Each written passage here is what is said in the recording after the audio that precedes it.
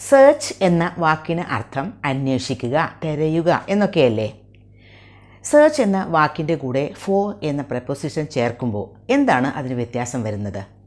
Search and search for, ഇത് രണ്ടും ഒരു സെൻറ്റൻസിൽ ഉപയോഗിക്കുമ്പോൾ രണ്ടും സെയിം തന്നെയാണോ, അതല്ലെങ്കിൽ അതിൻ്റെ മീനിങ്ങിൽ ഡിഫറൻസ് ഉണ്ടോ എന്നൊക്കെയാണ് നമ്മൾ ഇന്നത്തെ ലെസണിൽ നോക്കാൻ പോകുന്നത്. The police searched the thief. The police searched for the thief. ഈ രണ്ട് സെൻറ്റൻസുകളിലും ഫസ്റ്റ് സെൻറ്റൻസിൽ സെർച്ച് എന്നുപയോഗിച്ചു, സെക്കൻഡ് സെൻറ്റൻസിൽ സെർച്ച് ഫോർ ഉപയോഗിച്ചു. ഈ സെൻറ്റൻസിൻ്റെ രണ്ട് സെൻറ്റൻസിൻ്റെയും മീനിങ് ഡിഫറൻ്റ് അല്ലേ? ആണ്. അത് എങ്ങനെയാണ് എന്ന് നോക്കാം. പോലീസ് സെർച്ച് ദ തീഫ്, അതാണ് first sentence.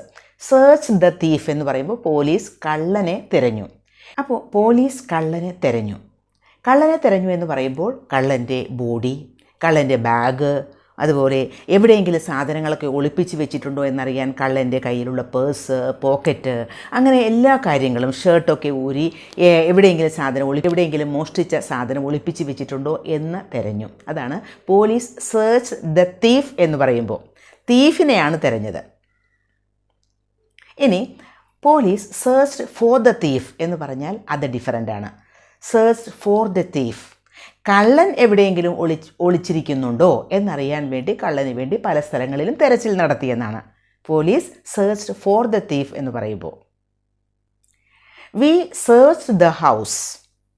V searched the house എന്ന് പറയുമ്പോൾ വീട് തെരഞ്ഞു എന്നാണ്. വീട് തെരഞ്ഞു എന്ന് പറയുമ്പോൾ വീട്ടിലുള്ള സാധനങ്ങൾ, വീട്ടിലുള്ള എല്ലാ സാധനങ്ങളും തെരഞ്ഞു. പല കാര്യങ്ങളും, നമ്മുടെ ഒരു മിസ്സിംഗ് ആയിട്ടുള്ള ഒരു ഡോക്യുമെൻ്റ്, അല്ലെങ്കിൽ നമ്മുടെ കീ കാണുന്നില്ല.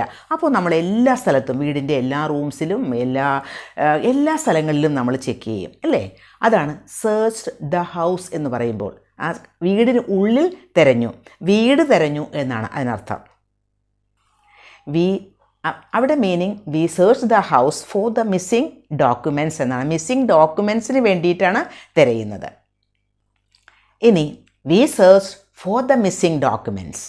സെർച്ച്ഡ് ഫോർ, ഇവിടെ മിസ്സിംഗ് ഡോക്യുമെൻറ്റ്സിന് വേണ്ടിയിട്ടാണ് തിരയുന്നത്. അപ്പോൾ searched for the missing documents. V search for the missing documents, അവിടെ ഫോർ ഉപയോഗിച്ചു.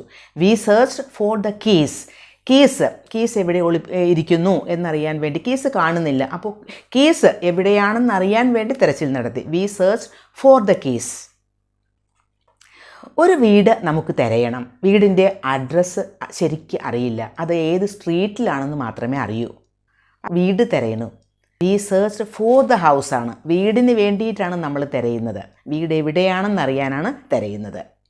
വീട് കണ്ടുപിടിക്കാൻ വേണ്ടിയിട്ടാണ്. അപ്പോൾ V search for the house ആണ്.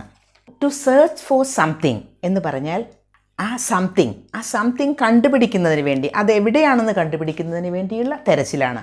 To search for something, for ഉപയോഗിക്കുന്നത് അപ്പോഴാണ്. അതേസമയം ടു സെർച്ച് സംതിങ് എന്ന് പറയുമ്പോൾ ആ സംതിങ്ങിൻ്റെ ഉള്ളിൽ തന്നെ, ആ സംതിങ് ആണ് നമ്മൾ തിരയുന്നത്. അതെവിടെയാണെന്നല്ല, സംതിങ്ങിൻ്റെ ഉള്ളിൽ വേറെ എന്തെങ്കിലും കാര്യങ്ങൾ നമ്മൾ ഒളിപ്പിച്ച് വെച്ചിട്ടുണ്ടോ, അല്ലെങ്കിൽ വേറെ ഏതെങ്കിലും ഒരു സാധനത്തിന് വേണ്ടി സംതിങ് നമ്മൾ തിരയുന്നു. അപ്പോൾ to search for something, to search something എന്ന് പറയുന്നത് ഡിഫറൻ്റ് ആണ്. I searched for my bag എന്ന് പറയുമ്പോൾ ബാഗ് എവിടെയാണെന്ന് തിരയാൻ വേണ്ടിയിട്ടുള്ള തിരച്ചിലാണ്.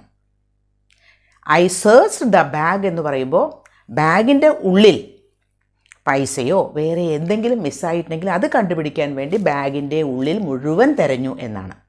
അപ്പോൾ to search and to search for ഇത് ഉപയോഗിക്കുമ്പോൾ ശ്രദ്ധിക്കുക.